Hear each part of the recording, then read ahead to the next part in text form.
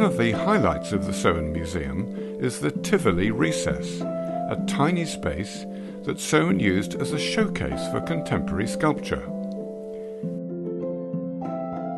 He also commissioned a magnificent painted glass window of the figure of Charity, based on a painting by Sir Joshua Reynolds. But in October 1940, a bomb exploded near the museum and wrecked the Charity window. The Soane Museum commissioned the glass artist Jonathan Cook to recreate the painted glass window. Well, this is a full-size drawing of what the window should look like when it's finished. This one's been done in pencil. This has been quite an interesting drawing to do because the original one was based on a painting by Reynolds, which we can see here, and what Collins has had to do to get it to fit within that frame is basically move the figure around. So if we were to put that drawing or a frame over the top of that, it would actually go right through Charity's face. And so what the artist Collins has done, he's moved the top of the figure over to the right and repositioned it. So it's not quite where it should be, but it looks right. And the drawing taken about a year to produce. Not solid year, just on and off. Coming and sitting, looking at it, moving things around as you do with paintings, and then doing a little bit more and slowly building it up until we have the finished one. And you have to remember, this is not a finished work in its own right, it's actually part of the process. It's a working drawing, so bits of it are not finished, and at the bottom we can see there are only little bits of that just give us an idea of where to go with it. So we don't do the entire drawing, we only put enough information on that drawing so that we can paint the glass to that. So things like the scroll this side, we don't do it on this side, we just make a copy of it, reverse it. When you're working with this drawing, what you would do is put your glass over the top, just initially to pick out key points, like eyes, nose, and the general shape of the whole thing. And then you take the glass off and you put the drawing at the side and you work free so that your drawing is an aid. And it's a bit like life drawing, really. So it can be quite a slow way of painting, but very, very satisfying.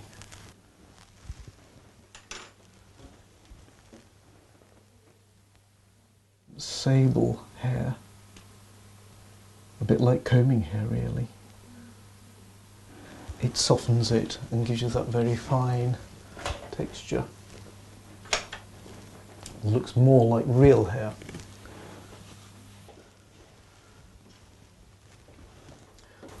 And that's the nightmare. A little hair, and you literally have to drag it out of the paint, because if you leave it, because the oil dries so slowly, you get little halos appearing around the paint. But of course this is a nightmare that glass painters have always had to deal with. It's the nature of the beast. The Soane project has been very interesting because we've not really painted glass in this way for nearly 200 years. It's more like porcelain painting, but because we've not worked in this way for so long, we've actually had to spend quite a bit of time trying to find a way of painting in the same way that Collins worked originally. And that's involved doing quite a lot of research, reading books, manuals from the late Georgian period. From that, we were able to find out some of the oils, water, mediums that they use for mixing the paint, because the paint itself is just a powder. And so we have to mix the powder with different mediums, with water, vinegar, oil, what have you. And you see from my shelf full of pots of paint, they come in different colours, but not that many colours. We really just have black and brown to work with and variations of black and brown. Mixing the paint up is the crucial bit. Now, traditional glass painting involved using the paint mixed with, certainly in the medieval period, with urine or wine or something like that. By the 19th century, they were using all sorts of things to mix the paint with, but in the late Georgian period, they were using oils in a very particular way. And it's that we have difficulty replicating. So, from reading manuals way back, we were able to find out the oils that they did use, which were turpentine and an oil they called amber oil. Well, amber oil is quite interesting because it's the oil that Salvador Dali used exclusively for most of his paintings, and they talk about using it for glass painting, but the modern equivalent doesn't seem to work, so I've had to find different oils to do the same thing. Basically something that is very slow drying. And therein is part of the problem, because it's slow drying, it attracts dust as well, which is a bit of a nightmare if you get dust in the paint. It's a bit like the film, it's the agony and the ecstasy, because you're discovering ways of working that haven't been used for hundreds of years, but the agony is that you're not certain whether you're doing it exactly right, and so you keep playing around with it, moving it forward. It's always sort of one step forward, two steps back, and then you make another two steps forward and one step back, and it's always like that. And just to the point you think you've cracked it, something creeps in to think, no, they didn't quite do it like that, and so you're off again. And you just keep experimenting with different mediums, different brushes. The number of brushes that I've had to experiment with from different types of hair have been quite an eye-opener, because traditional glass painting, you tend to stick with certain types of hair, certainly for softening the paint. Badger hair was the one that you're always taught that would really soften the paint, which are basically decorators' brushes. But for this type of painting, badger hair is too rough, it's too scratchy. And so we've been experimenting, and I found an amazing brush that will soften and stipple the paint. And policemen will notice what that is.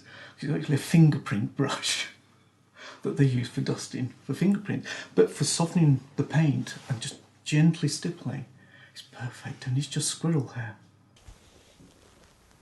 To me, painting, whether it's glass painting or easel painting, watercolour, it's about technique, it's about understanding the materials. If you understand the materials, then you can do a lot with it. If you don't understand materials, you're struggling all the time.